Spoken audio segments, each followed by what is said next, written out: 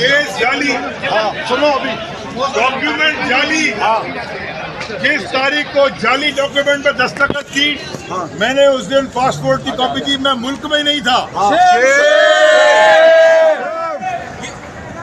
जो सरकार नहीं चलेगी, बात हो रही है, जज को कॉपी दिखाई, चेक की अनसर्टिफाइड कॉपी, वो जाली, कोई डिपॉजिट स्लिप नहीं, सब जाली। लेकिन पाकिस्तान जिंदाबाद।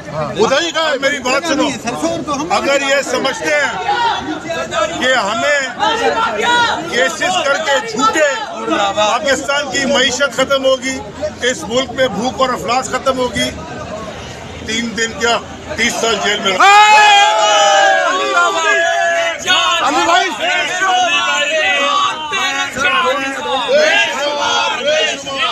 मैं जिनकी औलाद में से हूँ, उनकी खून की शहादत से ये दीन बचाता, और जो शहीद नहीं हुए उनको जहर दे देते। उन्होंने हमेशा सरकार